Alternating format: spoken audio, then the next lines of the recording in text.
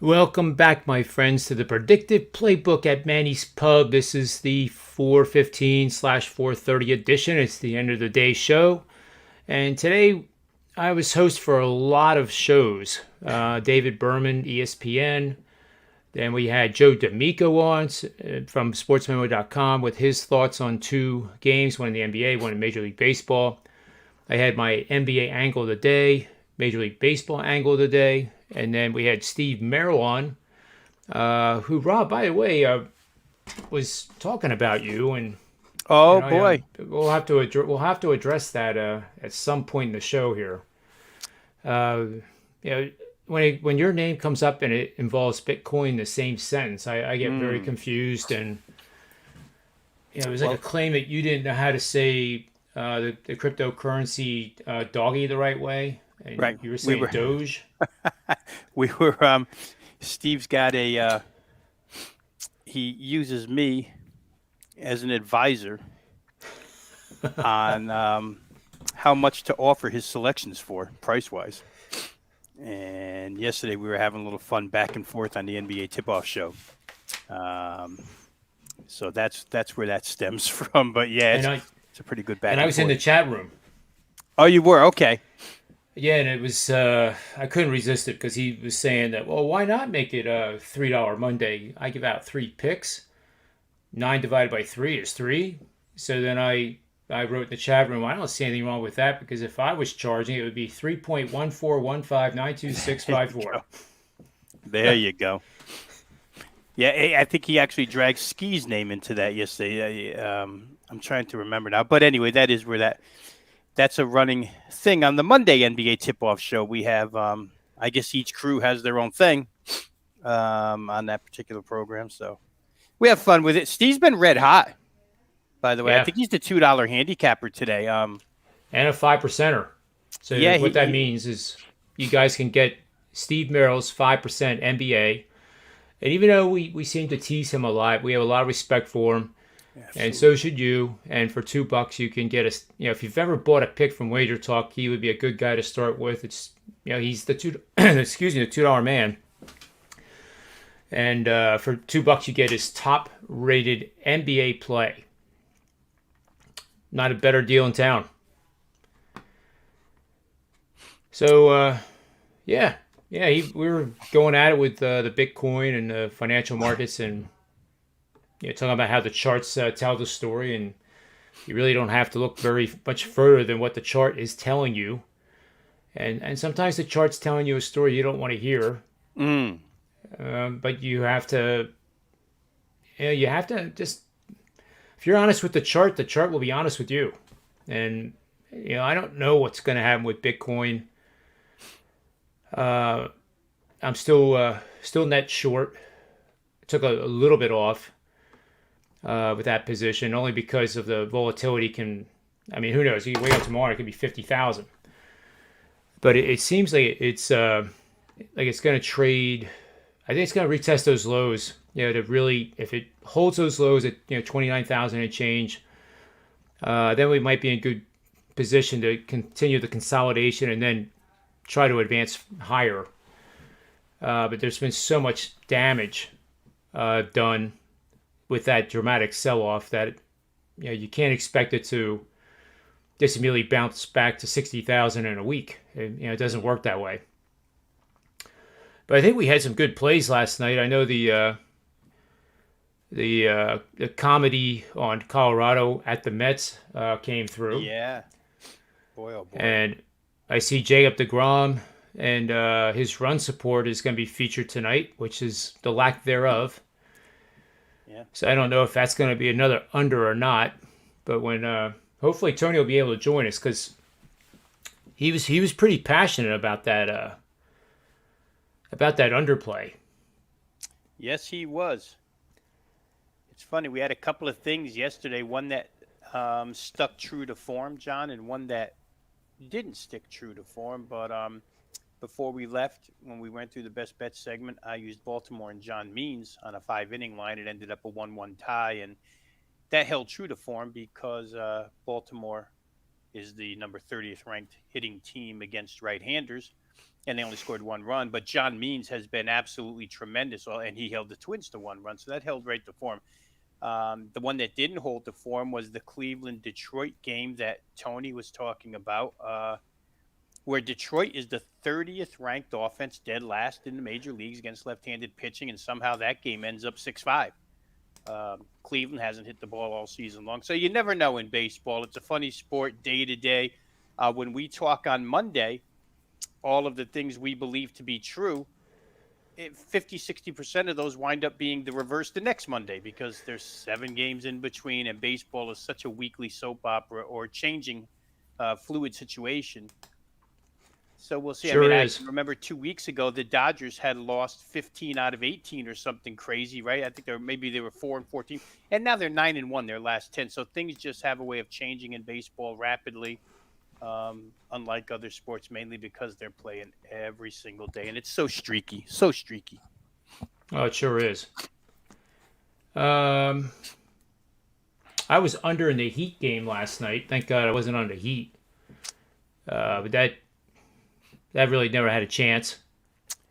Yeah, I was on the other side of that at a best bet over, so I'm thankful that the angle did not come through. But you're right, John. Milwaukee, off of that 5 for 32 from 3 in game 1, or 5 for 31, whatever it was, they could not miss last night. It's kind of, the way I've bet NBA for 3 years now, for things to come back to the norm. And certainly they did last night, where they're concerned. Miami did their share, score just enough, but they could not. And I don't know what they could have done defensively, to tell you the honest truth, between Bryn Forbes and everybody else that was draining threes. When guys are shooting like that, it's just impossible on defense. And you could see a tad bit of frustration in Jimmy Butler's face, but I don't think it was anything really serious, because I think as a veteran, he realizes, what the heck are we going to do against these guys? And when Miami missed a few really close to the basket shots in the first 4 minutes of that game, Bam Adebayo got off to a lousy start. He was missing shots right at the rim. And, once that margin got opened up a little bit and then extended, they were really out of it. I'd say 6 minutes left in the first quarter. They were pretty much out of the game, Miami. Never a chance to come back. So big turnaround by Milwaukee shooting-wise. Worked out great for me, because, like I said, I had over first half and over game. Played it both ways. So I don't know. In-game live, John, I wasn't staring at it, but I actually wonder how high that total got to, because they were just scoring so easily. I don't know if it made it to 265. What was the halftime score? I can actually bring that up here. Halftime, Milwaukee had 78. Yeah, to 51. 78-51. There you go. 129. So 78, 129. So I know I saw 240. And full game, what closed 223 and a half, I think, the true number. But something real quick, John, for those watching who don't do a lot of in-game, I just want to bring up an example, because I didn't think of it yesterday, but I'm thinking of it now that we're talking about, and you can obviously add to this. But the algorithm that's used in constantly updating the in-game numbers doesn't recognize absence of players. And the other day, when Chris Paul went down, and it looked serious, I immediately went to in-game, and the Lakers at that point were +7. They were down in the game, and they were down maybe by 10 or so when he got hurt. And I'm thinking, wow, +7. If Chris Paul doesn't come back, this is a great bet. And like I say, the algorithm doesn't realize Chris Paul isn't in the game. It just keeps mathematically spitting out the numbers. So when you're watching a game, for those out there, and you see something like that, immediately go and take a shot at a situation like that if you see an injury on the floor, because you've got the upper hand in that situation as a bettor for sure. And I think a lot of people see an injury and oh my God, he's hurt. Instead of wasting time worrying about who's hurt, get right to your offshore or your book here in the States and take a shot for yourself because it's well worth it. Now, Chris Paul came back and Phoenix was never in trouble. I got so lucky, John. Fourth quarter, I took a plus 11 with the Lakers, and they make the last shot of the game. I think it was a three-pointer to lose by 10 or 9 or whatever it was, 99-90, I think.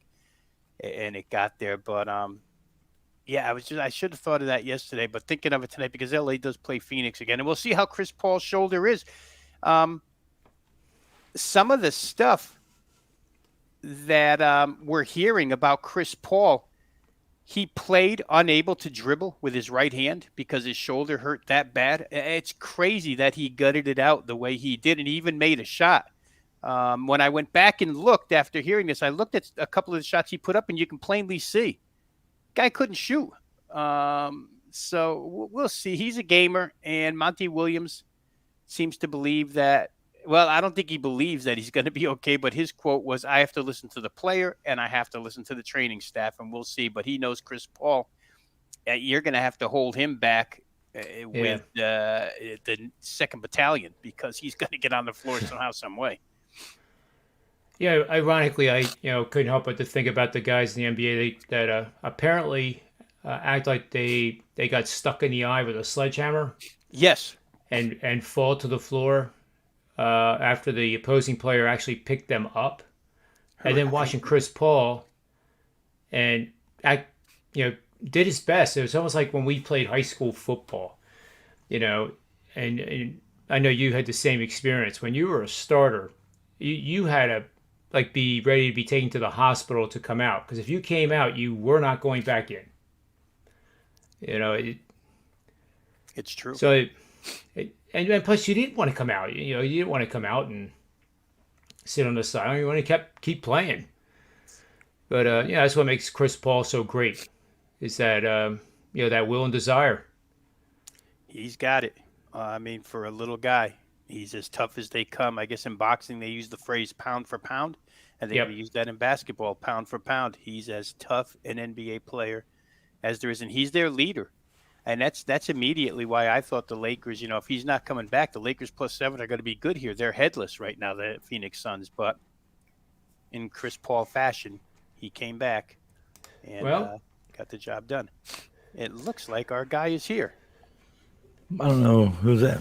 Not me. Tony Mejia was in the backstage area, too. Yeah, I do see he mentioned something. So you ignored him, and he said, you know what? See ya. I don't think I ignored him. I think it was 42 seconds. Well, is that in his contract? Those Colombians, they're impatient. Huh? Yeah. Well, is it in his contract that after 45 seconds he is the? Well, if he even has a contract, then he's way ahead of the rest of us. Way ahead of me. I assumed all you guys had contracts with me. No. I don't. It doesn't matter. It's not worth anything. Well, Phil and I use the same lawyer, so I'll look into it. Phil uses him quite a bit, from what I understand. So we're talking basketball and heart, as in Chris Paul and basketball. Heart, the will to play. Mm. And Lillard. Started as an in-game conversation, Tone. Started as an in-game conversation because I was just remembering on Sunday, and like I was saying to John, I should have brought this up yesterday, but the algorithms used to in-game live calculate in-game live, right? They don't recognize player injuries. So I was saying to John, when Chris Paul got hurt the other day, I immediately went to my, outlets and looked for pricing. Lakers were losing by 9 at the time. I saw +7. I thought Chris Paul, if he doesn't come back, that's a great play. Lakers +7. Now he did come back, but the algorithm doesn't know that Chris Paul is out of the game. I don't know that for a fact, but I'm going to assume absolutely, unless they have at some point in time, they either press the what do you call it? What's that one playing? The eject button. Mm-hmm. They hit the eject button on the game, stopping it, or they have the ability to manually make adjustments, to the algorithm. I mean, that would make I'm assuming that, but I mean, these guys aren't stupid, right? They're going to sit there and let a game if Wilt Chamberlain and Oscar Robertson are on the same team and they both exit the game for I think the algorithms better make an adjustment, or then they're going to probably have a conversation with stockholders. Yeah, and I think the advantage that the better has is we can immediately get in there. Sure. And make the play. And I don't think they share the same immediacy. They probably wait and see if Chris Paul's coming back. And then, all right, he's not coming back. Let's press the eject button and make some have a freeze and make some changes. I believe this. And that is in-game lives it depends on unless they're handled by a third party, which I don't think they are, maybe for the Vegas shops. They might. They're just not stat. But I'm firmly convinced Will Hill, FanDuel, those that have in-game lives, that they're so well staffed, so well funded that it would behoove them to have. Obviously, you're better off paying some guy. I don't care if you're paying $50 an hour. You're better off paying a guy $50 an hour for 8 hours in case we need you than not. Perfect situation. I mean, that's just my opinion. People could be laughing around and saying that he doesn't know what he's talking about, because I probably don't. I don't believe I know what I'm talking about. I'm making assumptions based on logic. Now, if that's true, then again, something that, and we're getting off into like evergreen stuff here, John. Sure. Very I like general, but if let's just say what Tony's saying is true, the better staffed places can sit a guy in a chair and just watch games and make sure that they don't get themselves into any trouble. Then the amount of outlets that you have comes into play. Again, we kind of preach have multiple outlets to guys folks that are just coming into sports betting. One outlet, it just isn't the answer to being successful here. If you have multiples, then you can do what Tony's saying. You can go through DraftKings and FanDuel. Okay, they know what's going on, but maybe something. I don't know what BetMGM has. I'm just throwing stuff out there randomly. Bet Rivers, the individual places maybe that don't, and you catch the number there. So multiple outlets, guys. That's what we're preaching here right now. Well, yeah. I think if you don't too, if you're not from the school of thought, a little bit of the old school of thought, it still happens, and if you believe it doesn't happen, then I would say maybe rethink it. But I can't tell you how many times, not recently, but over the years, how many times I have gone to, or I've been talking to a friend sitting next to him. We're both playing, we're doing some in-game live, or maybe we're just making a halftime wager or something to that effect, and both log on to the same book, and we both log on to the same game, and numbers not the same. Because they still profile you. So if you only got one book, then you're essentially going to be, and it's a book that does profile. You're going to be profiled, and not that they're going to, not that it's a complete tie my hands behind my back and don't tell me what's coming kind of effing, but you're going to lose an edge. You know what I mean? Right. Yeah. No question. Tony Mejia, how are you, my friend? Mr. Hello. Anthony. I'm Tony listening to all of you Mejia guys. told me. And what's that? No, I was just going to say, you shared with me that we're going to have like a kumbaya moment with Ben Simmons on this show. Oh, that's coming. But just to echo what these guys are saying, you have to have an edge regarding the best number. Like, you just have to. If you're going to do this for a living, you have to do it. Pinnacle seems to be very good in terms of like lagging on numbers, but that's offshore. And then I think DraftKings has better odds than FanDuel, but FanDuel sometimes has an option where you can lay 130 on a prop, which sometimes is better than laying 110, but oftentimes isn't. And then you got plus 110 on a prop yesterday that I had, as opposed to plus 105. Obviously, you want to get paid out. Yeah. So, I mean, you absolutely have to have accounts open at all times, and it's due diligence. I mean, like, GMs do due diligence. Everybody does due diligence. go ahead and figure out what you want and what the best number is and get in at that.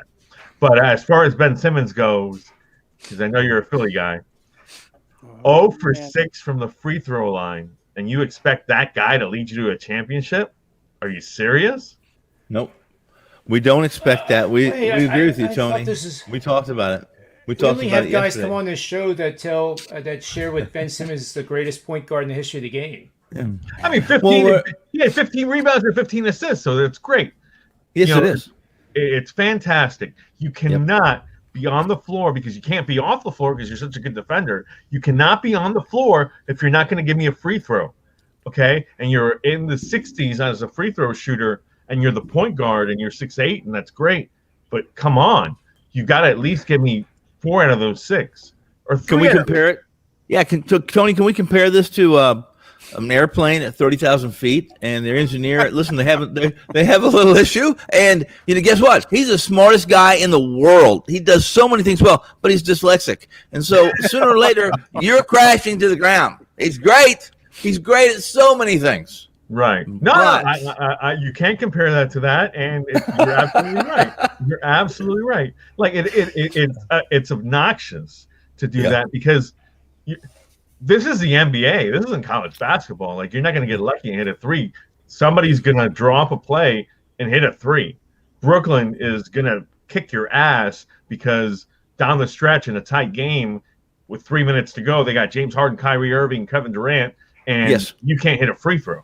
Yes, so, and you can't take advantage of a 16-point first quarter by the Nets, and you still lose by how many? Well, if you're the Celtics, yeah, absolutely. But if you're Philadelphia, and we're talking Eastern Conference Finals. Oh, well, yeah. Right.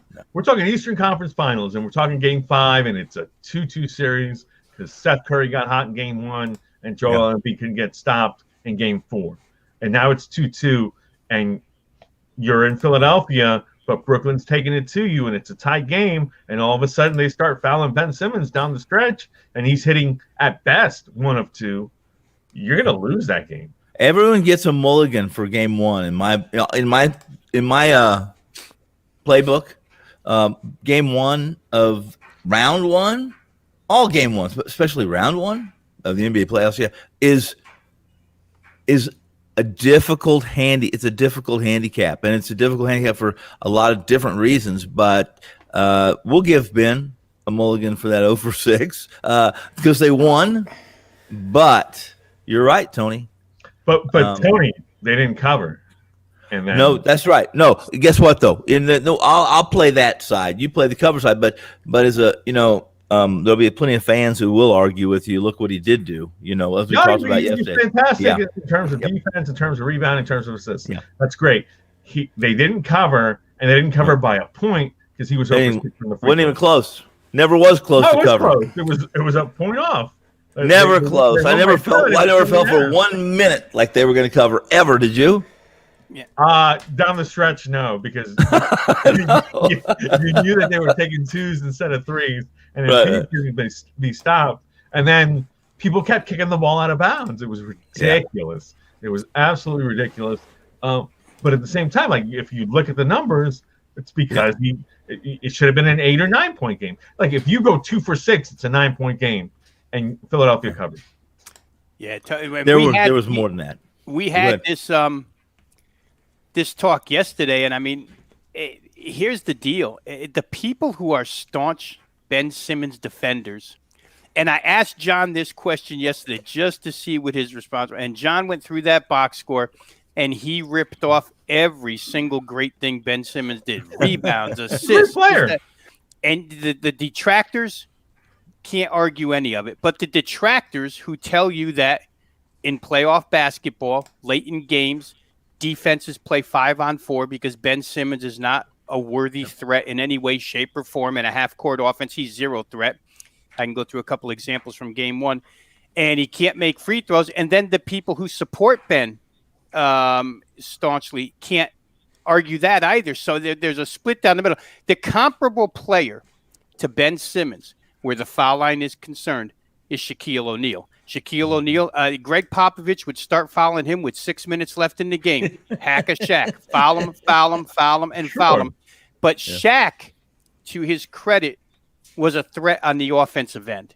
Ben Simmons, I got to tell you guys, and I said this yesterday, there were about 2 or 3 possessions late in that game. Ben gives the ball up and then runs down the baseline and just floats in between the painted area as if he's setting up for box out position for a rebound. He doesn't want the ball back. And to further that point, Tony, something in that game, in the second quarter when Joel Embiid went out with his 3rd foul, which might have been a phantom foul, and then Philadelphia has to find offense somewhere. And a couple of times their half-court sets, Ben Simmons actually tried to take charge and be the offensive guy. There's a flying hook through the lane that slams off the backboard and some other garbage. Anything outside of 3 feet from the hoop, he's not going to make. And I'm thinking to myself, there's 16 teams in the playoffs, and maybe outside of Campazzo for Denver, you could run your offense through the other 14 point guards available. You would take any one of them in that instance over Ben Simmons. You would take Damian Lillard. You would take the Jazz point guard. You would take Chris Paul. You would take anybody over on Ben a 5 on. Remember we talked about this, 5 on 5. Now if it's 3 on 3, and it's never 3 on 3. We don't get the penalty box in the NBA. But Ben you can't run offense through him. It's what he does bad, he does real bad. And what he does good, he does Hall of Fame good. It's a crazy player to try and, am I allowed to repeat this one more time? One more time. I'm going to repeat it one more time. How good will the Sixers be if Ben Simmons was just a threat to hit a 15-foot jumper? Yeah, absolutely. How good? No, absolutely. Yeah. But look, he's not. And we're in a situation where, and they earned this. They won the Eastern Conference. So they've got Atlanta or New York.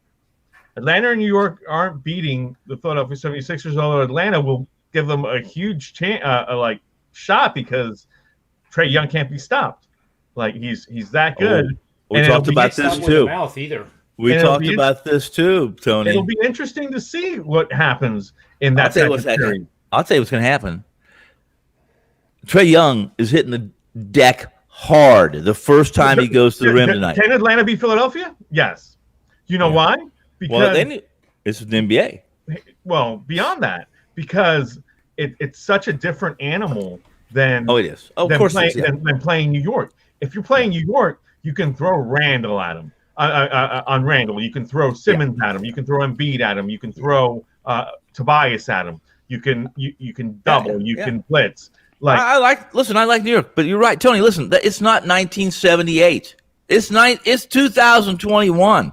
It's space and pace and space. It's not totals. And they have series. No, I think we're on the same page. Yeah, we are. Atlanta Absolutely. Win that series, and especially given what you see, because Washington is so limited, and the Wizards were only in that game because Simmons let them stay in that game, and Davis Bertans actually hit some 3-pointers.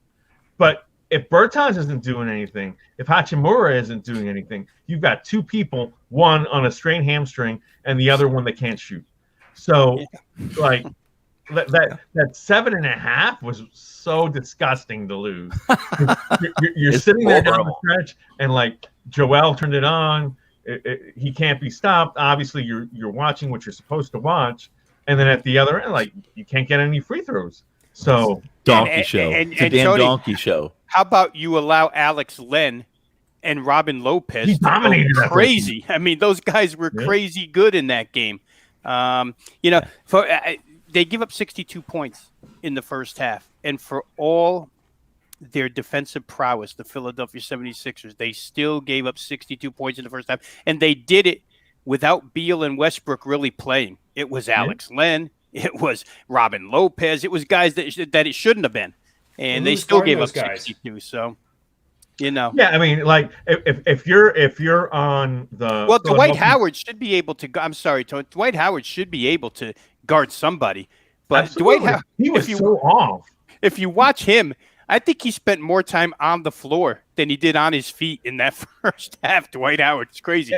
And he was getting beat to offensive rebounds, stuff that you never see from Dwight Howard. He normally takes attention to the things that he does well. I'm obviously in Orlando. I watched him play from his formative years. Yeah, the things that he can do, he typically takes advantage of. In that game, he seemed aloof, and and he was scoring on the offensive end, so that was good.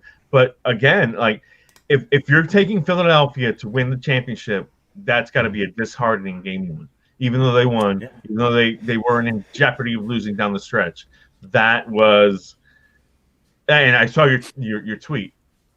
Ben Simmons detractors, everything that you want to see right there. That's what we talk about. It's all right. Now it's my turn to talk. Yeah, we got to hear it because there's two sides of the story. Go ahead. I am the host of the show, and I'm going to show you a picture. Oh, here we go. Let's go. NRBQ. And none of you are colorblind, right? No. I am. I'm not. Dark. Navy blues, browns, that kind of thing. Close your eyes and just think about what I'm saying then. Donkey shows. Donkey shows. That is the chart of when the players are on the court and off the court and the net change. And I'm not really good at reading names, but it looks like there's one guy on the Sixers that has all green and then a gray 0 for the time he played in the fourth quarter. But John, that's not the point. He would have been a +4 if he made some free throws. But he was plus net 29. Doesn't matter. Dwight Howard was minus 33, so he did not cover anybody. Nobody's saying that Ben Simmons had a bad game. Danny Green had a fantastic game. Matisse Thybulle had a fantastic game. But look, you need the guy that's on the court getting 15 rebounds and 15 assists not to go 0 for 6 from the free throw. And the one that's 6 inches taller than the guy that's guarding him, and he can take him to the rim at any time he wants, and he's gonna get fouled. Unless you're gonna, you can start fouling Ben Simmons with 2-3 minutes to go. Dudes, I'm going to ask you to please turn the TV off and wake me up when it's over because I cannot watch. And look at Embiid, +9 third quarter, +2 fourth quarter. Embiid was the difference in that game, not Ben Simmons. The Ben Simmons thing, 15 assists and 15 rebounds, kind of quiet. You know what stood out? The fact he went 0 for 6 from the free throw line. Well, and surely the fact that he's afraid of that free throw line at the end of the game. I've never seen a point guard afraid of the free throw line. LeBron James. I guess if you want to label him as a point guard, I guess you could be right. But this guy doesn't want the ball back. This guy throws the inbounds passes on out of bounds plays because they don't want him to even be near the ball. It's amazing. And you mentioned the Shaq Kobe, the Shaq dynamic, and you think Shaq Kobe. Well, Embiid is the Kobe at the free throw line, and Ben Simmons is your Shaq. Right. Are you serious? Yeah, without Joel Embiid, and you could see it in that second quarter. Without him, they have zero chance of getting out of it. Zero, less than zero. They're not going anywhere without him. But he's a fantastic that was a great shooter. It was a great game one for Philly. I know we didn't anybody's on the Sixers didn't cover. They won the game, but I believe wholeheartedly it was a game that was great for Philly for more reasons than one, and you guys discussed them all. I don't think Embiid's going to be fouled. I think he's going to play more than 10 minutes. And I think Simmons, you're going to see different Simmons, that he's going to do a few things there. He's going to be at least some threat. Again, I'll say it 1,000 times, man, this team would be so good if Ben would do what Magic did, or we talked about those guys couldn't shoot a lick. At least they worked on improving that variable of their game and did so. But I disagree. I think Simmons is. Like, honestly, what do you disagree with? I disagree with the fact that they played a great game because it was a situation. No. I said the game is good for them. No, I didn't. You're right. It's not a great game. I say that the results and the happenstance is going to benefit them. It's always great. But the point is like you're sitting there and you're playing a team coming off 2 play-in wins with your best player. Yep, you're making my point though. And he got off. He got going. My point. And you're sitting there like at home with a home crowd, the biggest crowd you've had all year, and you're sweating in the fourth quarter because it's a 5-point game. Ridiculous. Like, well, I agree. You're right. And Embiid got in foul trouble. You played a good offensive game. They can't stop you. Like the Wizards aren't built to stop this team. You're right. Robin Lopez doesn't have the athleticism for Embiid because Daniel of everything Gafford you just did said. whatever he wanted in that game. Because of everything you just said. Everything you just said. This is supposed to have been a life's learning moment, a game's learning moment. They should, and I'm not saying they did, Tony. They should have said. You tell I lost on my cover. Well, again, yeah. Well, no, they're going to say, "Listen, screw." Most of those guys don't care about that. There's a few that do. I think they sincerely do, and they want to see their fans win and cover, et cetera, et cetera. But if they didn't learn from that game, and then Katie barred the door, you guys it's over for this team. They're not going to go anywhere. They're going to lose to the pedestrian. Absolutely. Their best portion. And I think if you see a game one from a number one seed is supposed to be a message. It is. It's just on down the line. So, like, you could say same rationale plays, and I may play it the same way, but same rationale plays. Now you're playing a day later. But if you look at the Wizards' schedule, what they face down the stretch, they didn't see a defense the caliber of Philadelphia since the Lakers, and that was like in early May, maybe even April. I forget.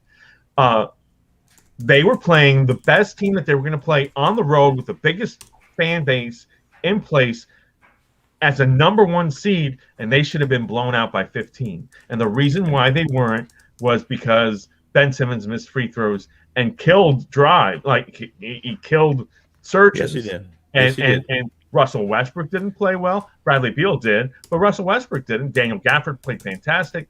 And you're sitting there as a team that has Joel Embiid and the best backup center in the NBA, Dwight Howard, and Daniel Gafford got off on you big time. Like, oh my God. No, it was awful. It was really the most disappointing performance of the weekend.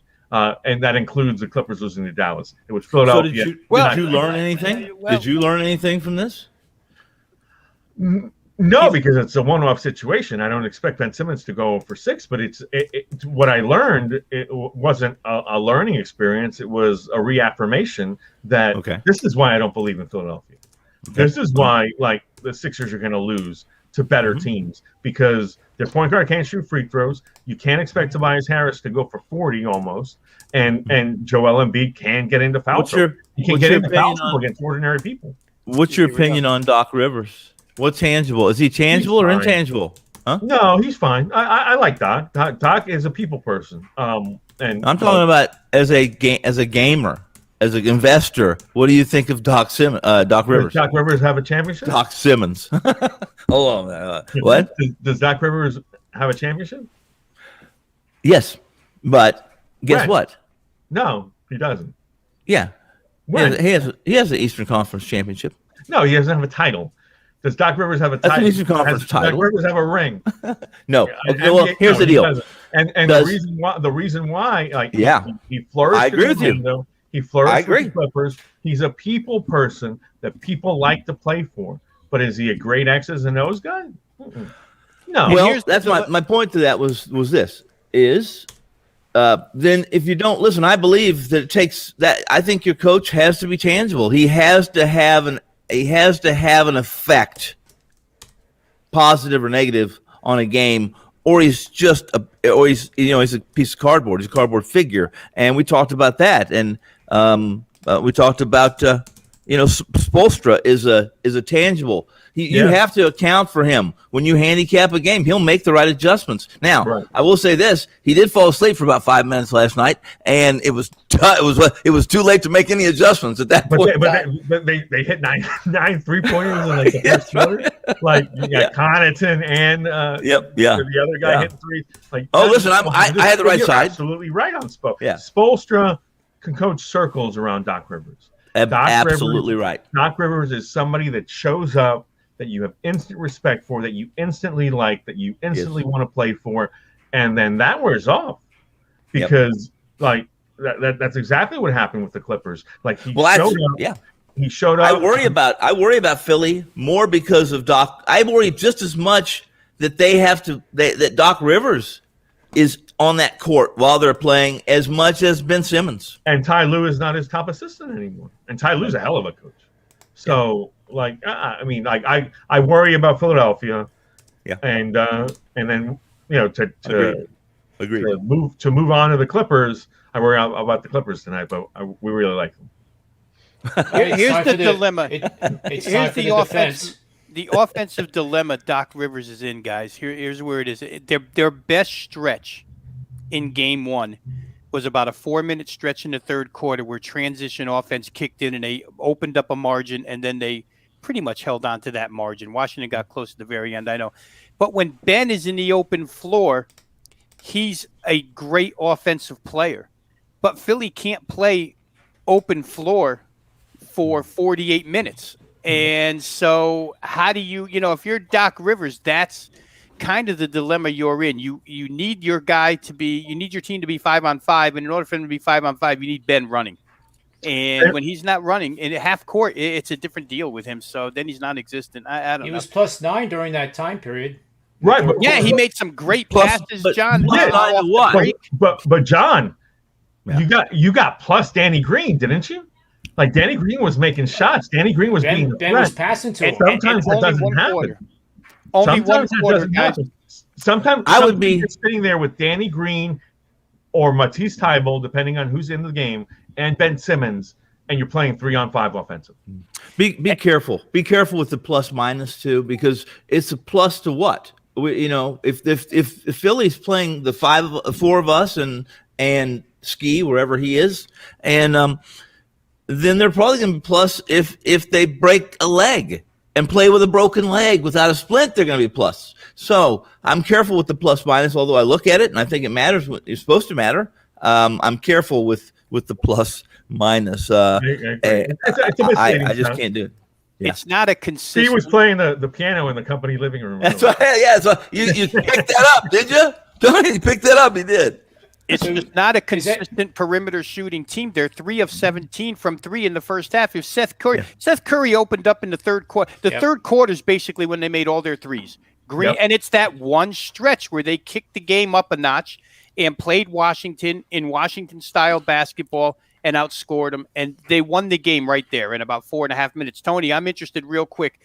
I went through this yesterday, an NBA tip-off and on this show too, but a lot of home favorites were in the same boat Philadelphia was in. Now, a couple came back, but first half, like you said, that it needs to be a statement game for these guys, right?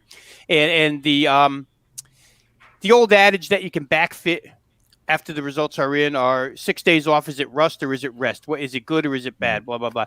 Home favorites in the first half over the weekend, first 8 games, go 2-5-1 against the spread. Now, the case you just made against Philadelphia, disappointing, disheartening, to not cover that game. The same could be applied to what Utah did against Memphis, because Memphis went a harder road than Washington did. Memphis went 100 to 96. No Mitchell. 100 to 96 against San Antonio. Fought for their lives for 48 minutes. Come back on Friday after flying to California and beat Golden State in overtime. And then have to fly to Utah and play in altitude and beat this team outright. Now, I'm not saying I hold Utah in the same, because I don't. And when we're betting sports, everything is situational. I have far more belief in the Utah Jazz than I do in Philadelphia, because to me, Utah just has too many shooters, and they didn't shoot the basketball to start that game. But I mean, they pulled the same nonsense against a team that should have been winded, that should have been tired, that should have been blown out right away, and they weren't blown out right away. I would say this, Rob. We have, and hopefully John can help me out here. What is the series number on Utah and Memphis right now? It'd probably be, minus 150 still Utah. I saw 210. I saw 190 even this morning too. So I don't know. All right. So look, the Jazz are gonna win this series. You have to take into account 2 things. One, everybody's expecting Donovan Mitchell to play, and he doesn't play. And Donovan Mitchell doesn't play because they said, let's give him 2.5 more days. His ankle will be 100% where it's 90 now, and we'll feel a lot better about that.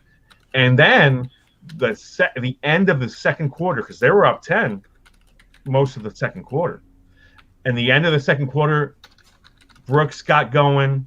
They got buckets. They got into the rhythm. They actually took the lead on a late surge. Okay. And then the second half, obviously, they're like, of course we can play with these guys. Gobert fouled out for the first time all season. That was shocking. So all these things transpired to like really knock Utah down a few notches. The Jazz aren't going to lose this series, and that's not to detract from what Memphis was able to do. Memphis is deep. Memphis is talented. Memphis has 9 guys that you can rely on, maybe 11 on a good night. Hey, and for those watching, if we can give some quick advice here real quick, let's not just talk about the Utah series price. There's 4 favorites. The LA Clippers series price now down. I mean, if you want to bet teams at good prices, you have Utah. You have the Knicks are at a better price now if you like the Knicks. The Clippers, all these home teams that lost. There's one more I'm missing, guys. The Lakers, Suns, which isn't a road. Well, you got to get a better. You have to get a better number. You have to get a lot better number. Lakers, no. I mean, if you win game 1, guys, first off, if you got home field advantage or home court advantage in a series, then right off the bat, mathematically, you're about 54% chance. You're 54%, all things being equal, going to win the series. If you win game 1, you jump to 13%, 66% chance of winning the series. Here's the deal: as a 48% or 46% likelihood of winning a series as the road team in game 1. If you win game 1, you become that 66% chance to win the series. So, you say there should be some good numbers. I should check again, but I didn't see that. I didn't see where the math equaled some of these. It doesn't. No. Look at Phoenix. Look at Phoenix. Where are the Clippers? I'm just going to pull it up right now. Series Guys, or...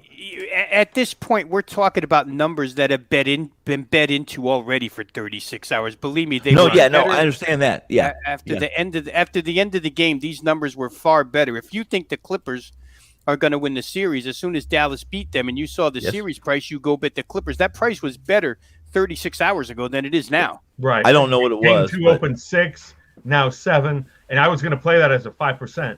So I'm like game 2 Clippers. Then I see 7. I'm like, oh, that's too much. That's annoying because, I do like it, but at the same time, like if they win by 6, do the Clippers care if they win by 6 or if they win by 5? Not at all. And so it was a little too much, a little too obnoxious. The over losing in that game 1 was also the slowest paced game out of all the game 1s was Clippers Mavericks, and it still got to 216. And we still had Kawhi Leonard missing 2 shots and 2 free throws down the stretch to really aid under 217.5 or whatever it was. So, like, the fact was, even as a slower paced game, that ended up being a game that was what it was. Like, the easier bets, I went on Teddy's show on Sirius on Saturday, but I taped it Friday, as John knows. A few of the easier bets pre-series, who's going to be the highest scorer in Mavericks Clippers?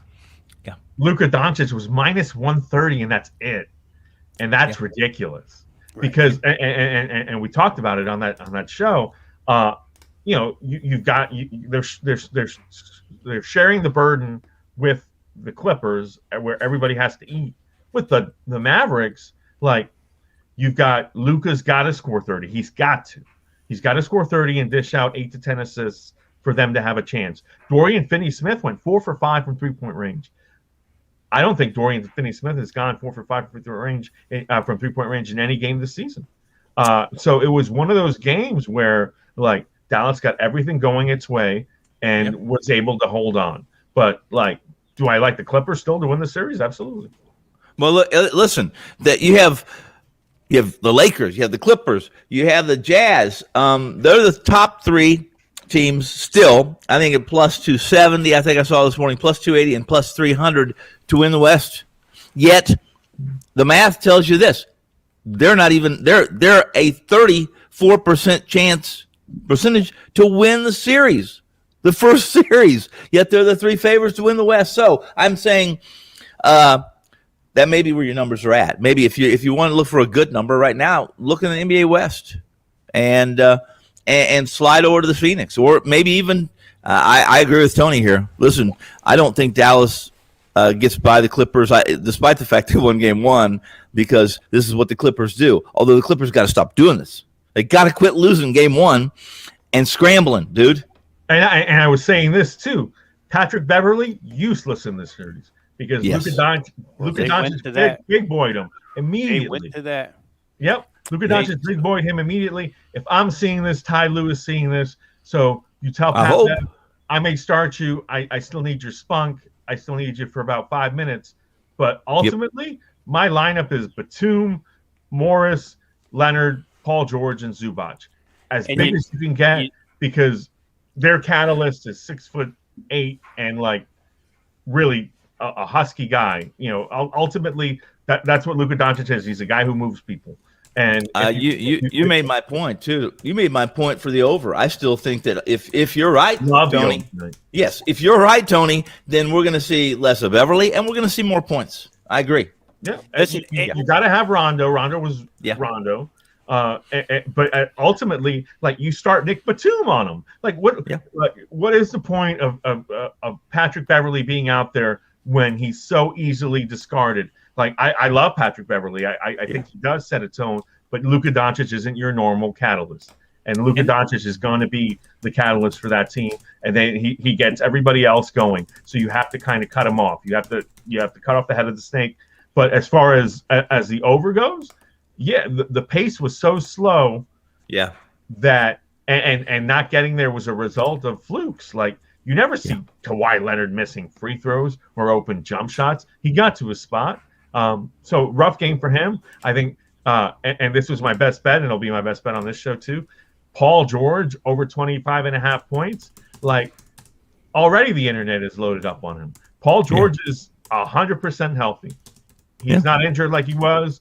He's not in the bubble where he said he was mentally fragile or whatever it was. He's not in a great space. He's Paul George. You're and like, who are you going to throw at him? Tim Hardaway Jr. Please. So like, Clippers should feast tonight. The number is the number. I'm going to play it both ways and hope for the best. Yeah, me too. And I hope Hardaway shoots the way he's been shooting though.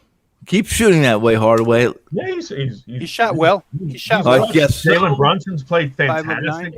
What Dorian Finney-Smith was, I mean, not to direct him. 4 for 5 from 3-point range for him. Fantastic, because he's your glue guy. So, but again, you were surprised to look up and see them win that game, especially since they executed down the stretch. Like Doncic is Doncic, no question. Like he's a star. He's gonna put his imprint on every game that he plays. But the Clippers have 5 out of the top 7 players in the series. Easy. Yeah. No, I mean, I spoke to this and said, listen, don't trust these Clippers. They're asleep. They sleepwalk during Game 1. I don't understand it, but I'm not even going to. We won't get into that podcast here. So, just unbelievable. Listen, where Luka Doncic is concerned offensively for the Clippers, the problem wasn't just that he big boyed Patrick Beverly, because when Patrick Beverly wasn't on the floor, you know what they did? They got the switch with Zubac on him, and he tore Zubac up. They found more than one way. They got their hands full trying to stop this guy. They're not going to put Ibaka's the answer. They're not going to put Kawhi on him because Kawhi is the answer. Will we see more Ibaka? Like Ty Lue has so many answers. Right. When he looks at this tape, it was like, all right, we gotta beat this thing. But yeah, they fumbled away Game 1, no question. And the Finney-Smith 4 for 5, but Porzingis 1 for 5. Now you could very well switch that in Game 2. Porzingis could go 4 for 5 from 3. Listen, here's my point to all of this, because we're all on the same page. I'm just playing devil's advocate in a lot of spots here. I hung on for dear life playing under in that game. I mean, I hung on for dear friggin' life to get that win. But the reason why I played it, guys, is that they played 3 times during the regular season. Slow tempo games.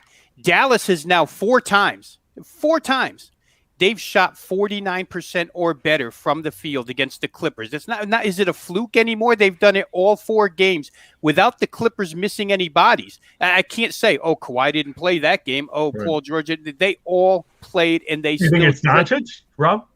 Well, I think this real quick. My point when I played under was if these teams are shooting, and now the Clippers, I'm looking real quick at the box score from last game. Well, they only shot 27%. Twice, Clippers are the best 3-point shooting team in the NBA, right? Statistically, they were the highest percentage team this year, regular season.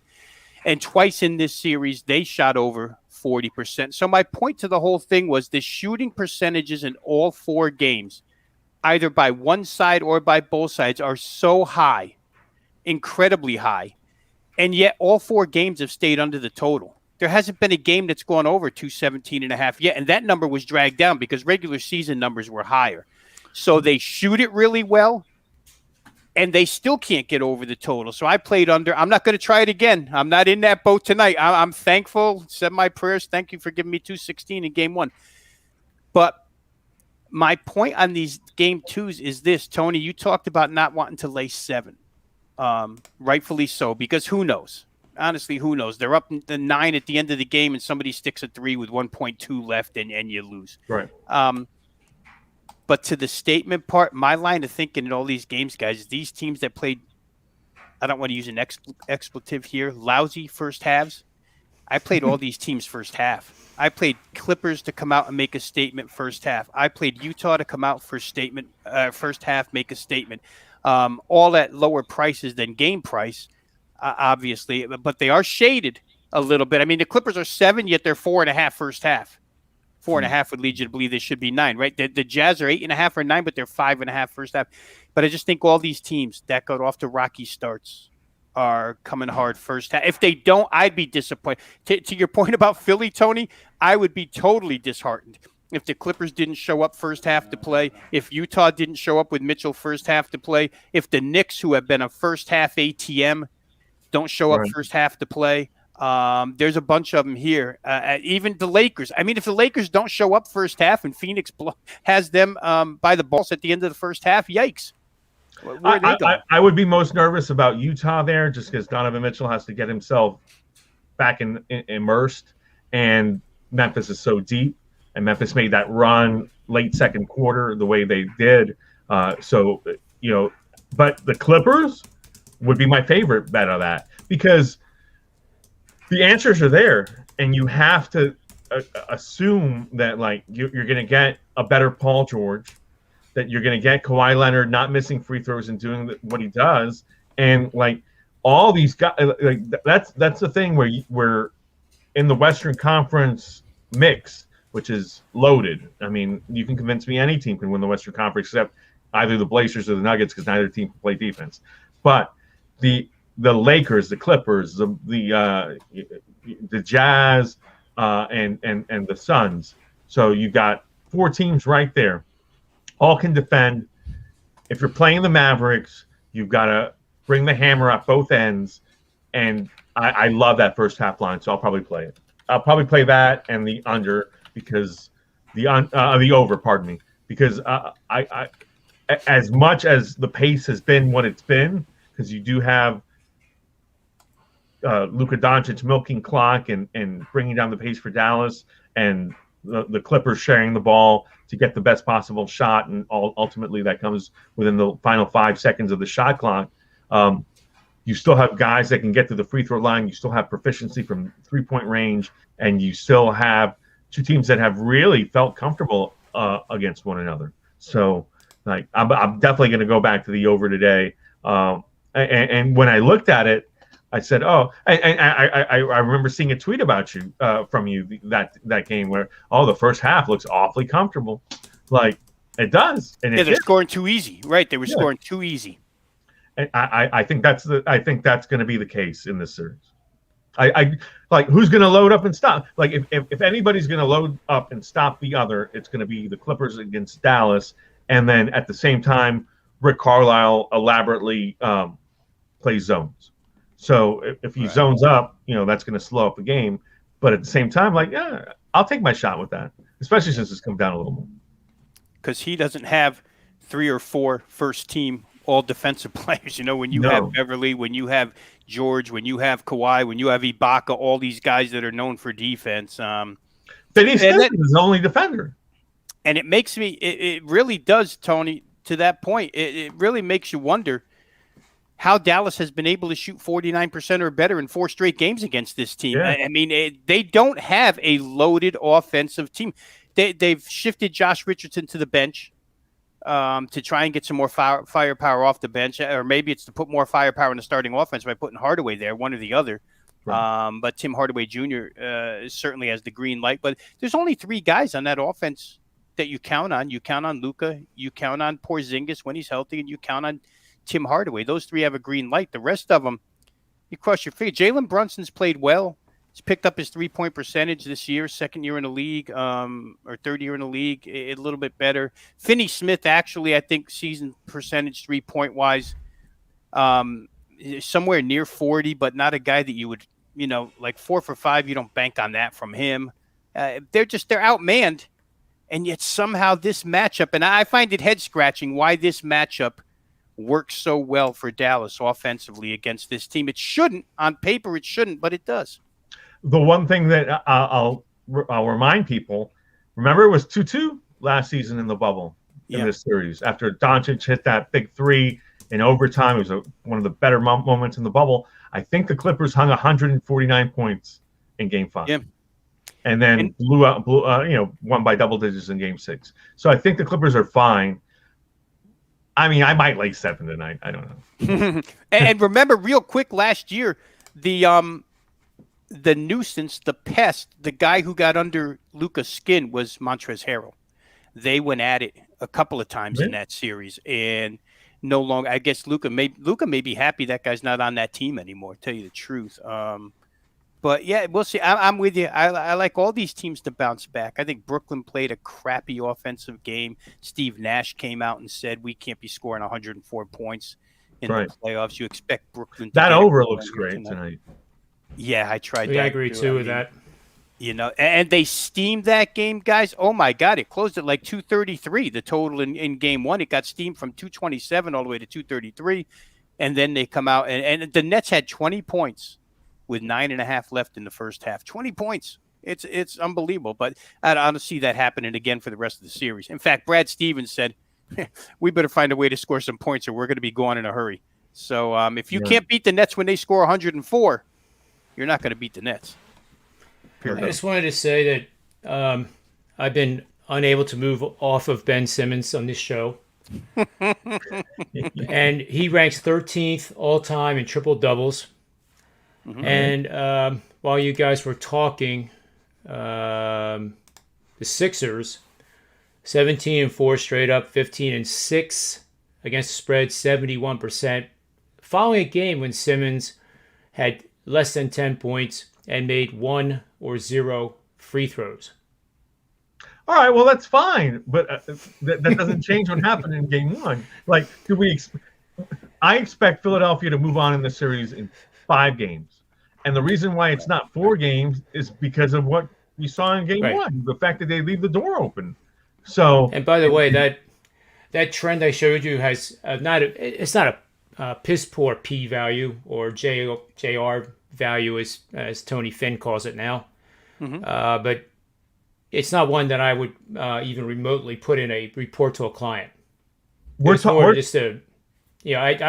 backfilling it. I was just playing around with different parameters, and I finally found one that supported my cause. I'm disparaging the Sixers in the Eastern Conference Final because they can beat New York or Atlanta with Ben Simmons doing the same thing that he just did. 15-15, 0 for 6 from the free throw line. You'll still win that game. You'll still win that series in 5 or 6 games. Yeah. I'm talking about Brooklyn or Milwaukee. Or Milwaukee now. They're in the equation now. Or Milwaukee. Yep. And you're not going to beat the elite teams if he's going to do that. And he hasn't done that this season.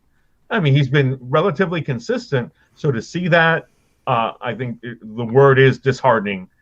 It was really frustrating to see his performance down the stretch, and because all that's in your head, like his inability to come through the free throw line. That's ridiculous. Yep. Like you practice that every single day. John, if you're the head coach, honestly here, now, if you're Doc Rivers and 4 minutes left to go, you're in a 2-3 point game with Ben as your point guard. What can you do to get something out of that guy in a half court? I mean, the guy is not an option. I don't know what to do with that guy. You have to play him, right? You can't take him out because you have to have, you can't make an offense-defense switch every possession if the game's not stopped. And he's a defender. He's a defender. And that's exactly right. And I think when the Sixers have a 7-point lead, I think that's kind of the pivot.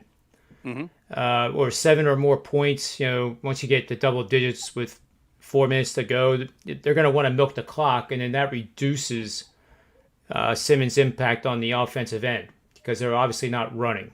They're not in transition. Everything's slow. But he, in that situation, how many times have you seen him dribble it down, maybe pass it off, ball comes back to him, and it goes right into Embiid in the box, and then Embiid just takes over, and then they either score or he gets fouled. And Embiid scored so easily down the stretch. Like, this is Washington. This is Washington. Like, again, he could probably do it against New York and Atlanta. But against Milwaukee or Brooklyn, you're going to throw different bodies at him if you're Brooklyn. And if you're Milwaukee, you've got Giannis. Yeah, he's going to do it again. And Brook Lopez. So it's going to be much more difficult. And we've seen Embiid, when challenged, not be able to come up at – like, he hit every shot he needed him to hit. Like, medium range, he got to a spot, just buckets. That made it easy. The margin never came below 5. What if there's some game pressure? Like, again, it showed me exactly why. I'm like, oh, yeah, that's why I hate Philly. So it was what it was. Take a look, Tony. You come back on the show later this week. Between now and then, in your spare time, which we all have tons of, take a look at the Milwaukee Sixers regular season games, and especially the one. Well, it was every game, but there was the one game where Simmons covered Giannis. And in fact, he defended him every single game they played. Yes. Yeah. And Giannis really struggled against him. I think that was the first Simmons is a great player, and you can't deny that. Like, nobody can deny that. But at the same time, like, you're never going to get Tobias Harris to hit nearly 40 and Joel Embiid to have it so easy down the stretch to offset what was an 0-for-6 performance from the free throw line. And what did he score? 6? Right. A 6-point game from your point guard that's supposed to be like, it's not like he can't. Against Rudy Gobert, when he wanted to send a message because he wanted to be the defensive player of the year, and said, "You're not the defensive player of the year." Did he break 40? So it is what it is. He can get in the paint. He can do what he wants. That was upsetting. Like, honestly, my takeaway from the weekend was, damn, Ben Simmons sucked. And he had 15 rebounds and 15 assists and played good defense. And John, I'll go in your 76er bubble here, but I would say that for Joel Embiid, it's going to be, he should dominate any team he plays all the way to the Eastern Conference. The Nets have no answer for this guy. They have no answer. I would venture to say that Robin Lopez and his physicality, and Alex Len, even though he's a stiff, his physicality is more than the Nets bring to the table. And Brook Lopez, he'll chew that guy up. That guy would rather float away from the basket. They don't have a legitimate center. So the advantage that Philadelphia has in every single instance, the Knicks, Nerlens Noel's just too skinny. Too small. Clint Capella's just too small, even though he's quick. He should dominate them all, John, honestly. Yep, I agree. The question becomes, can they shoot enough? That's my takeaway from it, is I think they have the same problem the Lakers have. They're not consistent enough as shooters. Who do you trust in that bunch? If Seth Curry is not on, I don't trust Danny Green anymore the way I used to trust him when he was younger. I don't trust Tobias Harris to shoot threes. I don't trust Shake Milton to shoot threes, even though I love his game. They don't have guys. Utah's got 5 of those guys that I trust. Portland has 4 of those guys that I trust. Sixers just don't have enough of them. And for Milwaukee, I think in game 1, guys, and I think I'm pretty sure I hit Twitter with this, but the end of game, it's the exact reason why they have Drew Holiday on that team and why they acquired him. Drew Holiday could very well be a difference. I didn't consider Milwaukee for most of the year And John, you and I had this discussion all year, right? When we were looking at those playoff odds. Why is Philly third? Why are they behind Milwaukee? That was why I bet them. A multitude of shooters. Every night's not going to be last night, but more often than not, you're going to find 2 or 3 guys on Milwaukee, whether it be Middleton, whether it be Holiday, whether it be Connaughton, whether it be Forbes. Somebody's going to shoot the threes. And with Holiday defensively now, and Giannis, as much as he's been like perimeter, he'll shoot threes. He made one to start the game last night. He'll shoot them. He'll make one or two, and he'll make a couple of free throws. He'll have some bad nights. So it's hard right now. I mean, they're lucky they don't have to face either one of those 2 teams until the Eastern Conference Final. That's where Philly. I agree with that. Gives them time to get it fixed. Got the right bracket. The one thing you can do if you're Milwaukee or Brooklyn, you can start with whoever is your starting center if you're Brooklyn, and then you've got length in Durant or Jeff Green. So if it's Claxton, if it's DeAndre Jordan, it doesn't matter. Like, you're going to bring a double, and then you're going to force Danny Green to make a shot or Ben Simmons to make a shot. Same thing with what Milwaukee will do. You got Brook Lopez. You can bring Giannis. You can bring Bobby Portis. You can length that's coming in to double and make you make a decision. And I don't think Washington has that, because if you're bringing a second body, it's Rui Hachimura. You handle Rui. And again, this is a cake series. Next series is also a cake series, because you can bring at best Clint Capella, too small, John Collins coming on a double. That's better than what the Knicks can offer. Knicks will Nerlens and nobody, because Julius. No way. Yep, that'll be so. Great. It is what it is. Joel Embiid's going to eat. Hopefully, Ben Simmons feels more comfortable going forward than he did the other night. But it was pretty glaring to see that a no-show. It was a no-show. He didn't want to be there. He didn't want to be at the line. He didn't want to score. And so 15 assists, that's fantastic. But you saw the ease that Philadelphia operated with in their second half. They didn't have that in the first half, even though they scored 60-plus points. It was what it was. The team I saw defend Joel Embiid the best this year was Nick Nurse. Nick Nurse, what he did was he used his big, and when the ball came down in the post, he didn't run extra length at him. He ran 2 guards. He dropped Lowry and he dropped somebody else, and they pestered. Those centers have a tendency to hold the ball down, and these guards come in and rip at it. And both of those teams that we're talking about here, Brooklyn and Milwaukee, who are possible contenders for the Eastern Conference title against Philly, both of those teams have those type of guys. And both of those teams, Tony, while you were talking, and I'll say this because this adds to your point kind of that maybe they've got fouls to give. I mean, you could go send Bobby Portis out there to commit 6. It doesn't matter. You go send Blake Griffin to commit 5. They've got Claxton, go commit 6. Just make life hard. But making Joel pass out of double or triple teams, drop defenses with guards in that Toronto game, he wasn't reacting fast enough to pass out of it. The guards were too quick. And if it were me, off of what I've seen of Philly this year, I'd almost try that with either of those teams. I would try that strategy. Drop 2 guards with your big and just be pests and force him to quickly realize, because guards are so much quicker, quickly realize where the open guy is on the floor. Couldn't do it that night. He had his hands full with Nick Nurse's defense. Maybe somebody will watch film, or maybe they need to talk to me. Well, I saw Brooklyn. Brooklyn at minus 110 entering these playoffs at some site to win the Eastern Conference. So, and then they start a lineup with Griffin and Harris and their big 3 as for the first time all season.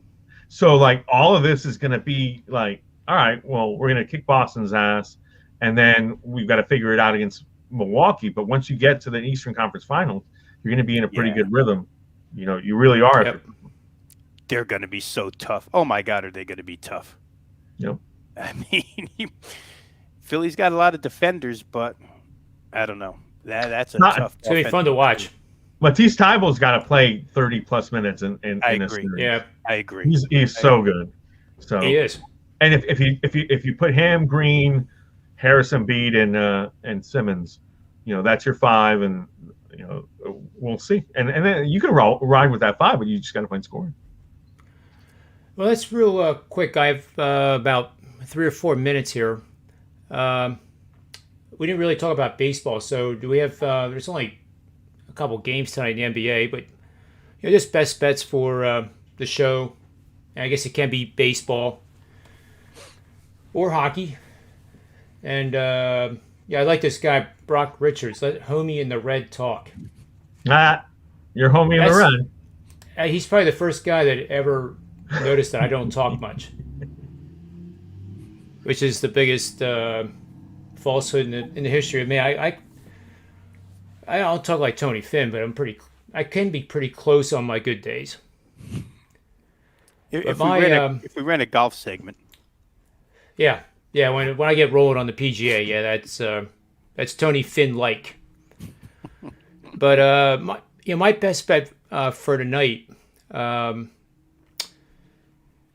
gonna take Boston plus the points. I think there's a little bit too much enthusiasm that series is all but over, and I'm not sure whether it was Boston's defense or the fact that the Nets just plain out sucked from anywhere on the court shooting. But for we play 3, 4, 5% wagers. This would be a 3%er. Taking Boston plus the 9 or 9.5, whatever it is. So that's my best bet for the show. But Steve Merrill told me I should bag, so I'm hitting 70% in the NBA. In the playoffs, I've hit 68% combined the last 3 NBA playoff seasons. So for whatever reason, Rob Vino told me that I have a horseshoe somewhere that helps me keep winning in the NBA. So I have another 4%er going tonight, and it's a total. It's a total I like quite a bit. Give a shout out to Steve Merrill. He has a 5%er you can get for $2 at Wager Talk. So I mean that's kind of a no-brainer. Even though it's Steve Merrill, it's still a no-brainer for $2, right? $2 is $2. So let's move over to Tony Mejia, and you can do your plug and your best bet, and then we'll get Rob Vino, and we'll call it a night. All right. Well, I will. I'll plug the fact that I'm hitting big plays. I hit both of my 5% this weekend. Awesome. I hit my 4% last night on the under, but I'm really sucking on 3s and 2s. And like it is things like missing the Wizards and 76ers by a half a point because Simmons can't hit one free throw, or missing the Clippers and Mavericks over by a bucket. So it happens that way. I had Bam Adebayo over 5.5 assists. He was terrible. Still got 5 assists. Jaren Jackson Jr., I had him with over 2.5 steals and blocks. I watched him block 3 shots. They give him credit for 2. I'm sitting there like typing in, nobody's seeing this but me. Like, I watched it to the point where I didn't check the box score because I'm like, oh, there's his 3rd block. And then he left the game, and then I go back to the box score, and he's got 2 blocks. I don't know what they're seeing, but it is what it is. That's betting. That's what happens with these games sometimes. But yes, I'm 31-16 all time on 5% plays. I'll have a couple of those this week. 10-3 for this season in NBA. 75% run on my last 9 4% totals. Over 60% on my last 4% plays. And I'm going to have multiple 4% plays in. I'm going to give our audience one for free because I did it for the NBA tip-off show. I think that. And here, let me check it again just to make sure that I have it right so I can give the right one out. It is. I like the over in Boston and Brooklyn. I think that at this point, you're never going to see Robert Williams play a better game than we saw the other night. He had like 6 blocks way more than 6 blocks. He set a franchise record almost, which obviously Bill Russell should hold, but they didn't hold. They didn't count blocks back then. But he was blocking everything. Evan Fournier didn't show up.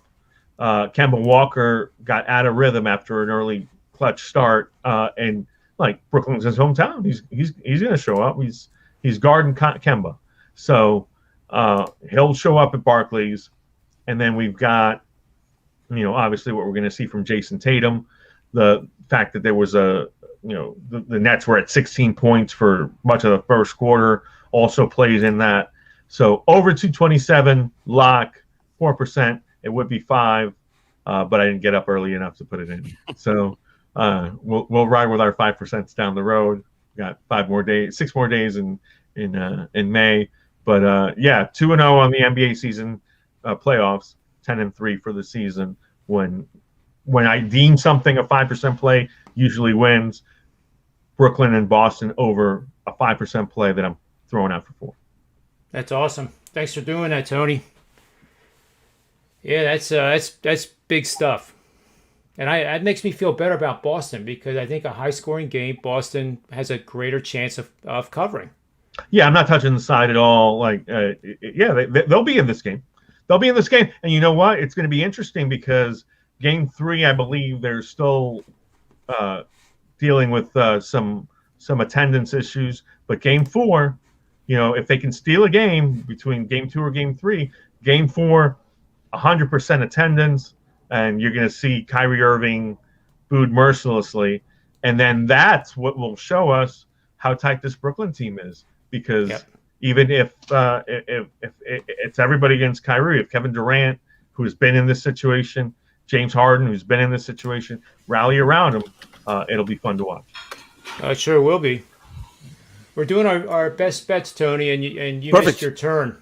Okay, well, that's good because I was going to give out a worst bet. So I'll wait till you get to the best bets.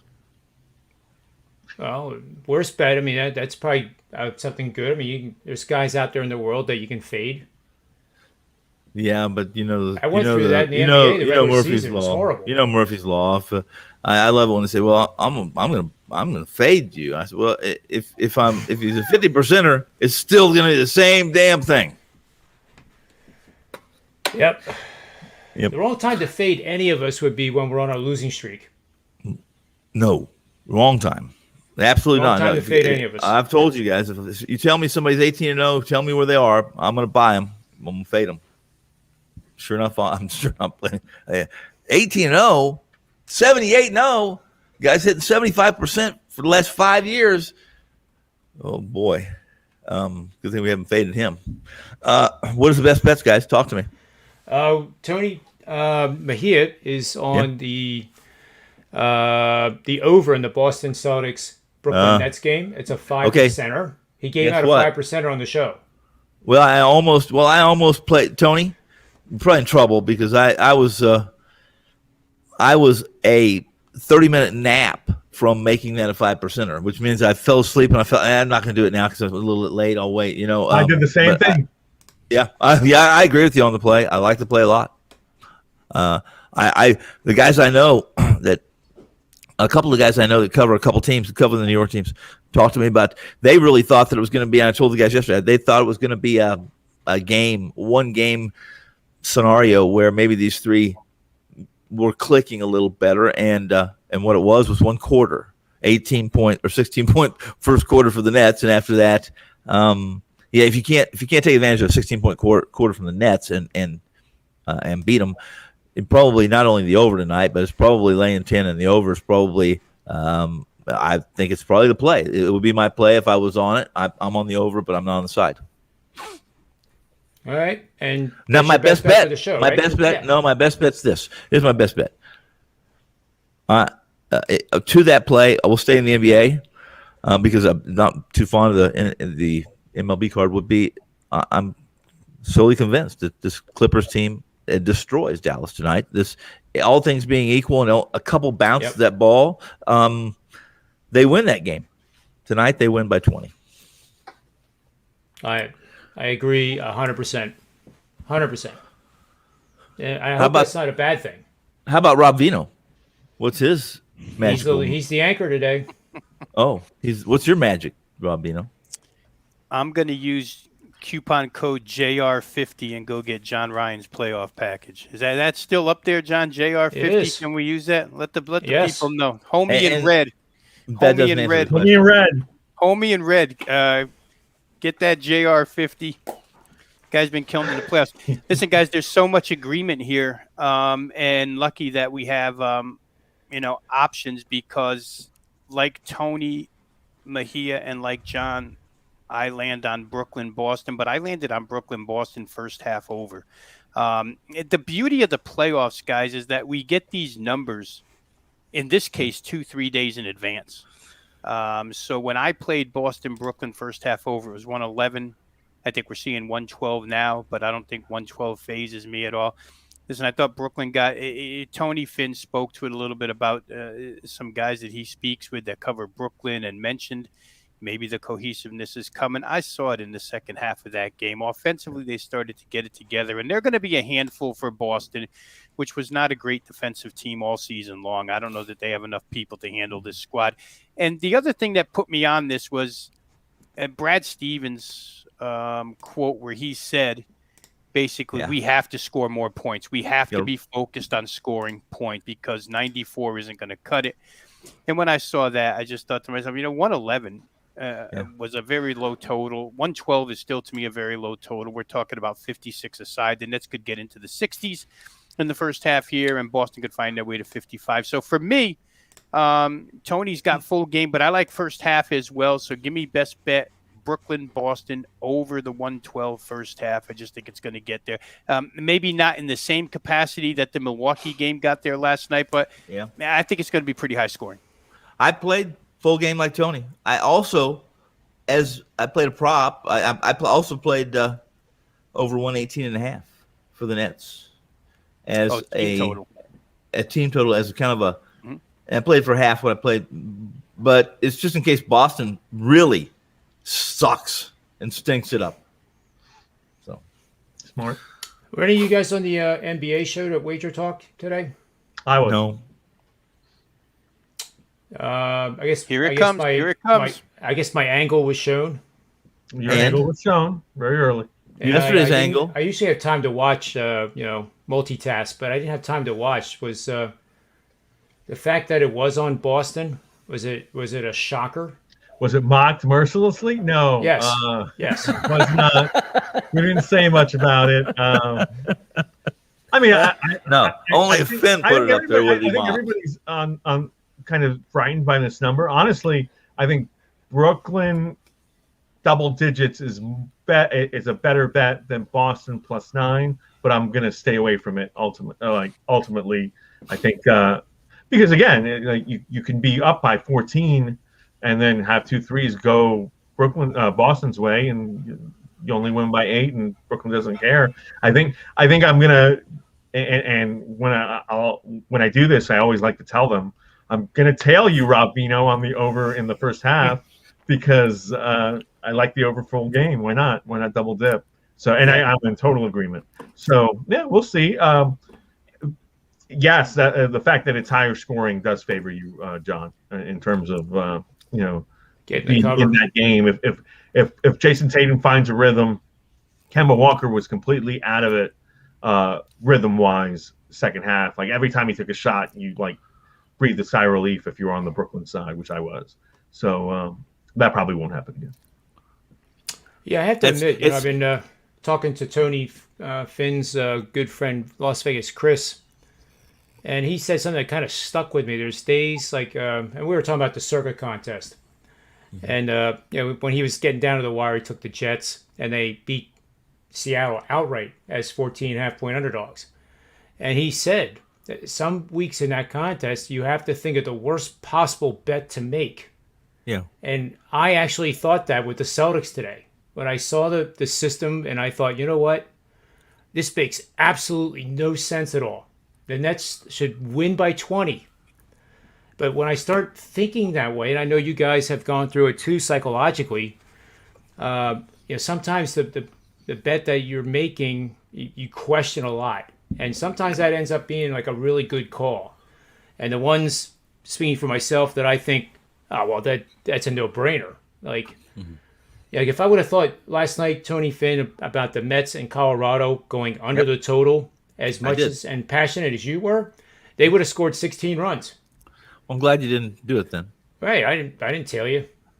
This is one of those situations too, John, that if you're Brooklyn, you might be spoiled. You might say, "Oh, we played so awful, and we turned it up for a quarter and won this game by double digits." That you go into it, not respecting an opponent, and there are NBA caliber players on that team. I disparage Evan Fournier's ability to be a two-way player, but he can score. So can Kemba, and obviously Jason Tatum. And if Robert Williams even gives you half of what he gave you the other night, they can be in that game, and all of a sudden you've got hopefully an 88 game going into the fourth quarter. Then you're going to get game extension and all that stuff. That Kemba, listen, his PNR percentile is 50 points below what it was last year. Oh, he's a shell of himself. Shell. Exactly what I was going to say. A shell. That's right. It's a big problem. It was a big problem for Boston from day one. And it was. And without Brown. He used to be the Eastern Conference equivalent to Steph Curry when he got hot. I agree. Yeah. Well, guys, I really appreciate your time, and we're going to be back at it tomorrow. I think Tony Mejia, you might be joining us again, right? Only if Philly loses. Oh, they don't play. Never mind. I lagged, but yes, I'll probably join you tomorrow. It would be awesome to have you on board. We'll have Nick Borman, PGA, at 4:30 to go over the Colonial, which I am looking forward to a conversation with him. And I'll just mute you guys, and you can just give us 10 minutes alone. I'm on John Daly. Come on, John. Did anybody cash Phil Mickelson? Or is that two out? No, John Daly. I had John Daly in 34 strokes. On my Twitter feed Sunday morning, and it was because everybody was betting the world on Koepka. And Koepka was a shot behind and was priced at it was almost minus 100, and Phil Mickelson was plus 275 in MGM, and then it went to 300. Oh wow! I risked three pizzas on that. Well, that means it sure was sweet when it came in. Mm-hmm. You got 900 I need one of those Philly pizzas. That's what I want. Well, in the Northeast, the pizzas are pretty expensive too. $1 a piece for Tony's Pizza. We like Eastern Coast pizzas. I've burnt more Tony's I'm from Queens, pizza, man. I haven't had one in a while. Brooklyn pizza's the best. Yeah, Brooklyn pizza is the best. Right there on Arthur Avenue. New York pizza is the best. Period. New York pizza as a whole. Yeah. Arthur Avenue is the best. The thin crust is. If I find a pizza place that gets that good, as a good New York crust, then I'm their bitch for life. I actually get them shipped to the house from New York. Really? Yeah, that happens. Yeah, that's what I want. I do because shipped. I mean, are they still warm? No, they're not warm. You have to heat them up, Tony. Jesus. Well, hey, John, real quick. What? Because you bring up a memory here. Arthur Avenue. I was to dinner there with a bunch of buddies. We were going to a Yankee game, stopped at Arthur Avenue in an Italian restaurant where there is no menu. They come over to the table. The guy comes over to the table. He tells you the 6 items. This is what you're going to eat. And there's no price. Mm-hmm. You finish, you eat what they tell you to eat, which was fantastic, every course. Mm-hmm. And then he comes and he looks at the table. There's 8 of us. And he says, this looks like about $175. And that was it. That was the price, $175. Case closed. It's a beautiful place for food, Arthur Avenue. It's so thankful that New York is opening back up now because those poor places just got destroyed. But it's well protected too, Tony, so you won't have to worry. Yeah, just don't eat by a window, Tony Finn. Stay away from the windows. I'm not worried about that. Please. A lot of guys sitting out Please front with, kill me glasses. into my misery. I don't know. Russians on Arthur Avenue. I don't know, Tony. I don't know. Russians anywhere. Sons of anywhere. bitches. I can't trust them. John, we get that Vince Velasquez Sandy Alcantara matchup tonight. Velasquez is back with the numbness in his forefinger. Somebody had the nerve to tell me the other day that Velasquez is the most underrated pitcher in baseball. And I said, I'm old. and I'm not sure that I'd have. Let me turn my hearing aid up because I hear that again. You know why they said that? Because he's gone 4 straight starts, allowing a 1-run exact. Well, if I was as good as my 4 times I was, with my girl, then I would be a star. At 4 times does not. It doesn't do enough for me. 4 times. I'm gonna let you guys decide real quick. Yeah, we have three people, so vote yay or nay. Majority wins. All right. 1 lock in baseball tonight, based on what I see. Money line Twins or run line Twins? Yeah, that's your lock. The Twins. That's my lock, guaranteed. Yep. Guaranteed. Barrios. 85 bullpen runs allowed in 11 games? They've allowed 88 runs. Counting last night, they've allowed 88 runs in the last 11 games. The Orioles, as a staff, not just bullpen, but the combined staff, 88 runs in their last 11 games. Remember, John, last night was 1-1 after 5 innings. Yeah, I saw the stat. Since Means no hitter, they've been just dreadful. The starters. Yeah. So there'd be no reason, if you're going to play Twins, you can play Twins run line because Baltimore just is giving them up like water right now. I mean, well, I can't play Twins run line, so I have to play just the money line. I can't play the run line on home team. I just don't do it. I don't believe in that. I don't. Yeah, believe it. But I remember you saying that. So I'm good philosophy because you only need to win by 1. Yeah, I like that. I like the fact I wouldn't argue with that either. I think there's another game very similar to this one that is that if it was that I played them in a little parlay because I don't want to lay the $2, and that's Hill over Keller. If your name is Mitch or if your last name's Keller, right, you need to retire. You need to start collecting Social Security and now. Before you embarrass family name anymore, and I say that in a loving way.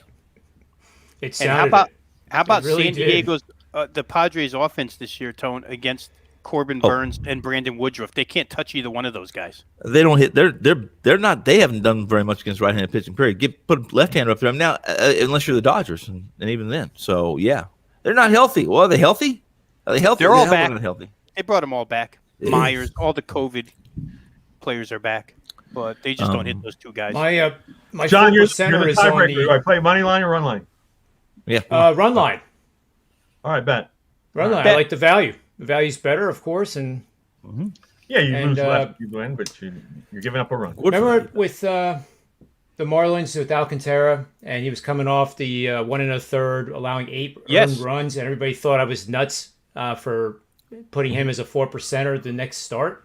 Yeah. Well, that start, he went 6 innings, allowed 0 earned runs, 2 hits. And guess who that was against, Mr. Finn? The Mets. The Mets no, and it was against the Phillies. Against the Phillies. They're pulling people off the streets to put them in the lineup. The Mets are. It's against the Phillies because I lost that play because they scratched Velazquez about 20 minutes before the start. So I had listed pitchers and I lost that play. And Marlins. It happened to me yesterday. They scratched him because he's the most underrated pitcher in baseball. I'm betting against Stripling, and I lose. I didn't catch it in time. I look over, it's 5-0, and I said, man. But then I looked again, and it was in the 10th inning. It was 5-5. I said, "What the f again?" But so that was what we got 8 runs in the 11th or whatever. That's right on this show. So if you need runs, you just go on the show and you'll get them. Sandy Alcantara, you got to love that Marlins pitching staff. You got to love those guys. They might win that division. I said it a month ago, and they got to hit the ball. They can't hit the ball. I was ridiculed. They can't hit the ball. Jesus none of them can. None of those teams can.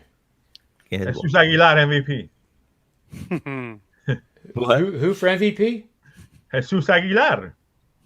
Jesus Aguilar. He hits the baseball.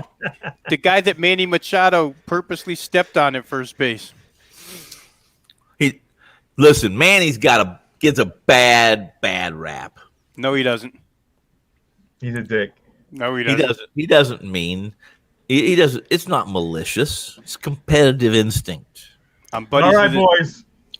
Enjoy. Tony, good to see you, man. Good luck tonight. I'm now going to be watching this effing Twins game all night. After this closing, I hope every one of you out there take care. Come back tomorrow for more free picks, more Tony Finn, more Tony Mejia, more Robbie. Maybe we love it. And for the Predictive PlayBook, sportsmemo.com and wagertalk.com, may all the wins be yours. power